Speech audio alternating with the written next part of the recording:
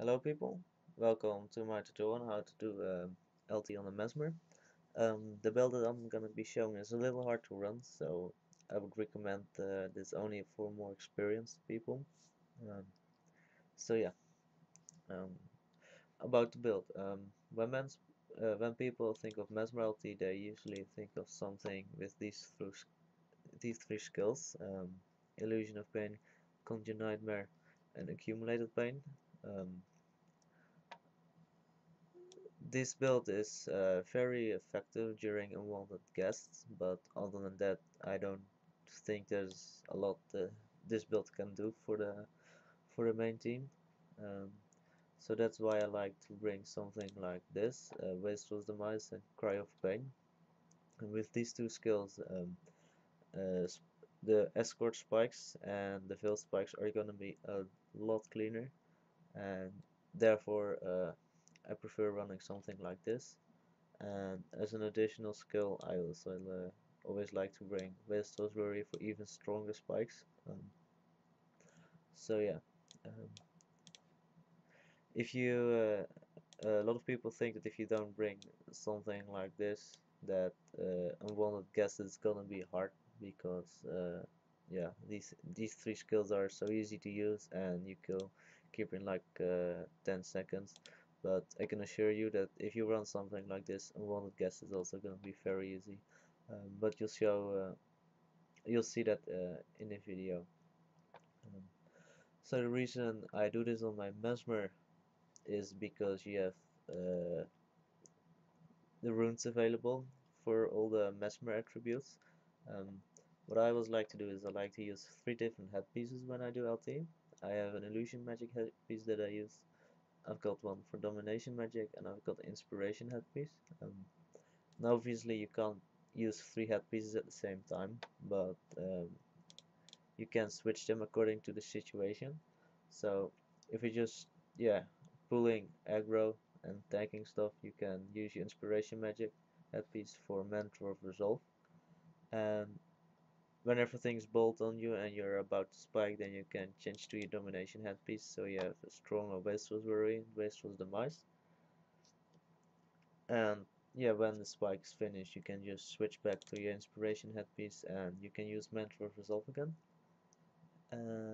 You can do this for every spike, so you can do this on the spike in lab, you can do this during the two escort spikes, and you can do this on the veil spike, on the grass pinks. And yeah, after that you're gonna do unwanted guests, and yeah, I like to use an illusion headpiece, so I have a strong illusion of pain. So that's the reason why I like to do a mesmer LT instead of an assassin. Um, I have also four different weapon sets that I use. Um, I've got a Zealous Scythe for energy management. I've got a longbow in case I have to pull, although I almost never use it, but yeah, just in case I have it. Um, I've got a regular weapon set with a slashing shield, and I've got a high energy set with plus 15 energy and 1 regen in case I need energy. And it's also got half casting time of spells, so you're less likely to get ruptured and therefore get drained on energy from Renta of Resolve. So yeah, that's everything I wanted to tell you about the builds and the weapon sets that I use. Um, so yeah, let's start with the run. Okay, so we just ended Underworld, and the first thing you want to do is start the quest and then pop your precons and use Shroud of Distress Shadow for Momentum of Resolve. And then you're gonna age rest of the Lost Soul. And then when you aggro everything, you want to make sure not to get stuck. The way to do this is you hug the right wall a little bit, and then if you see stuff coming at you, go to the left. And yeah, once you've pulled everything, you go into the corner, and then you want to kill off the nightmares. One thing that's nice to remember is that the dying nightmares are of the same species as the bladed Atex. So if you have like a lot of nightmares, so you can just bring them below 90% health. So EOE will kill them off um, along with the bladed Atexes.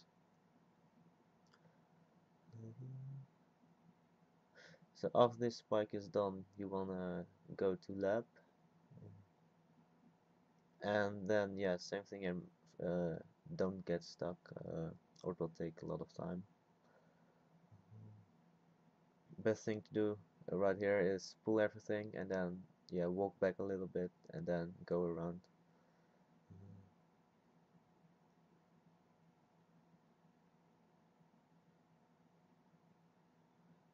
I didn't see the apex coming from behind, so yeah, I got stuck, but this particular time it's not that bad that you can just run around.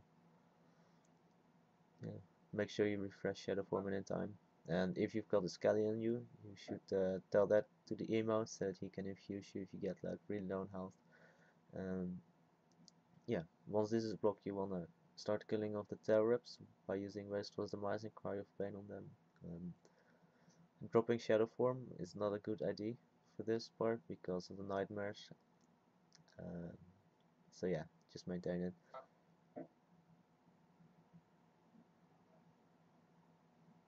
Okay, so for the next spike, you don't really have to use shadow form. Um, okay, so once you've used Mentor of Resolve, you switch to your domination headpiece, and then you pull everything. And what I like to do to get the maximum amount of damage is ping one of the bladed apexes and then switch to the other one manually. And then when the block comes up, you wanna run back. And when everything's built up, you wanna use Race Towards the Mines, Race Towards Cry of Pain on the target, and then switch to the target you pinged for yourself like earlier. And that way you can use Race Towards Race Towards the Mines on both of the apexes in yeah, a relatively short time. So once this spike is done, you want to switch back to your inspiration headpiece. Use Mantra of Resolve. I like to not use Shadow Form yet because it messes up the timing. Okay, so make sure you catch all the Mind Blades. When I aggro the bladed apexes, I like to use Shadow Form. So yeah, I use it when they run up to me.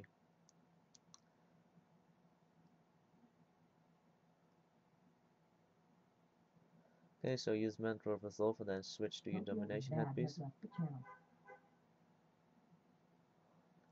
And then you aggro the other Mind Blades that come from Vil, and then you block them right here at the door. Same thing here, ping one of the bladed apexes and then switch to the other target. And then wait for the block. You'll actually see right now that double wastrels and Cry of Pain does like a lot of damage during escort and makes the spikes very clean. Okay, so switch back to the inspiration headpiece and use Mantra of Resolve, and if there's a nightmare, make sure you have shadow form on you. And then yeah, kill the nightmare if there's one.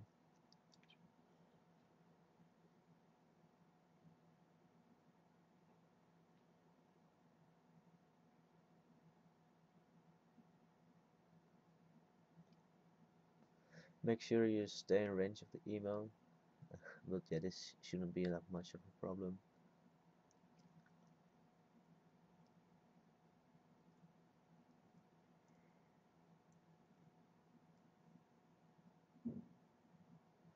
If you happen to get a skeleton, just run away from it, and if it keeps following you, I like to run circles around here, and eventually he will walk back, and then the main team can pull him out, and then you can go behind the house.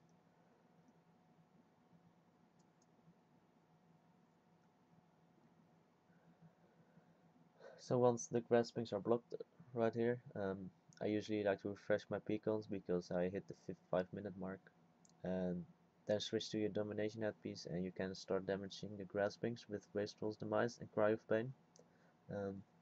If you know you've got like a very strong Veil team and you know that the rep spike is gonna be fast, then you can drop Shadow Form as soon as possible and spam Wastrel's Worry and Wastrel's Demise.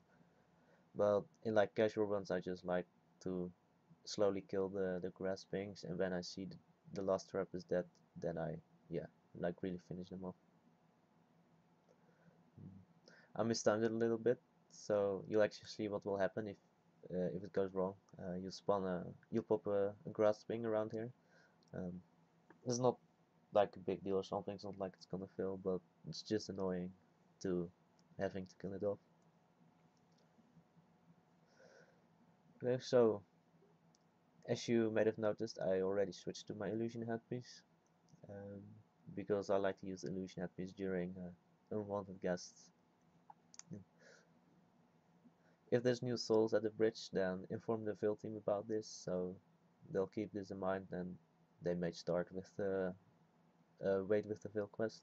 What you could also do is stay in Veil and help out a little bit, but yeah, I just like to go to unwanted guests. At this point, I also like to refresh all my beacons, so I don't have to worry about this later, because most of my casual LT runs are like about 10 minutes, and I don't like to having to refresh my beacons when I'm at the last keeper, so I just do it at the beginning, and yeah, it's not like it's more expensive because you have to pop it anyways. Make sure the emo stays in range, then you can kill it off. What I like to do after I've killed this keeper is I like to pre-select the next keeper and ping it, so I can easily find it, because sometimes I target the emo right here to jump over the eventual Atixes, but he's like a little bit too far, so I can't do this in this run. But yeah, if you've done that, you can just go to your cold target and have the keeper selected. If you're confident with this, then you don't need any infuse from the emo. As you've seen, I didn't get any heals from him, and I'm perfectly fine. Make sure that if back aggro is still around, that you use Mantra of Resolve, and if there's a Nightmare in it, also make sure you maintain Shadow Form. Yeah.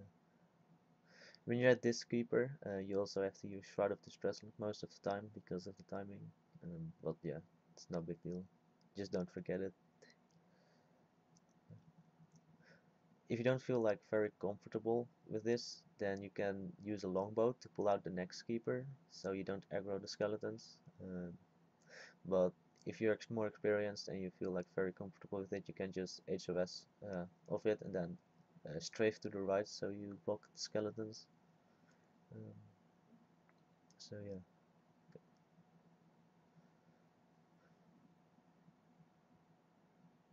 You see I still have graspings on me and bladed, so make sure you have Metal of Resolve on you so they don't get ruptured. And at this particular keeper, make sure you also block the skeleton like this, and you'll be fine.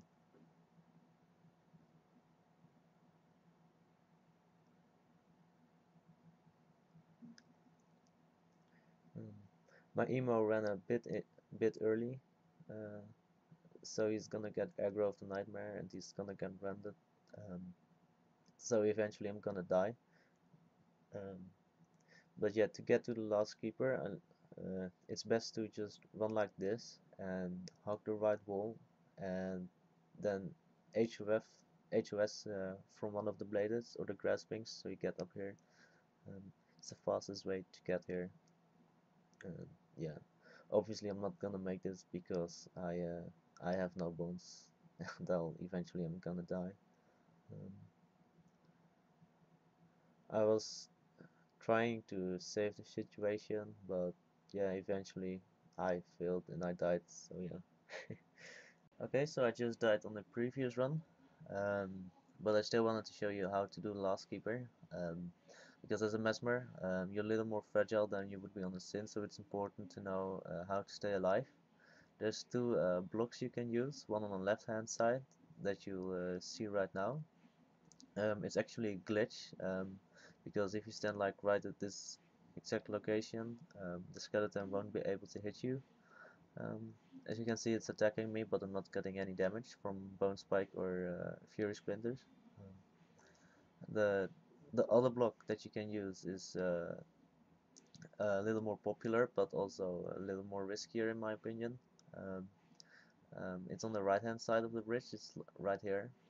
You block the skeleton's attacks, but this is rather unsafe because sometimes the skeleton runs around, or there's just too much stuff around here, so you can't even get in.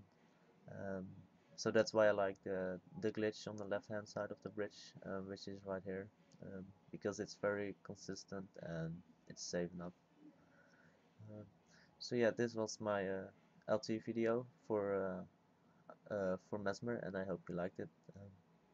As you can see, this was the first run. I'm trying to save the run, but eventually I'm gonna die because I messed up.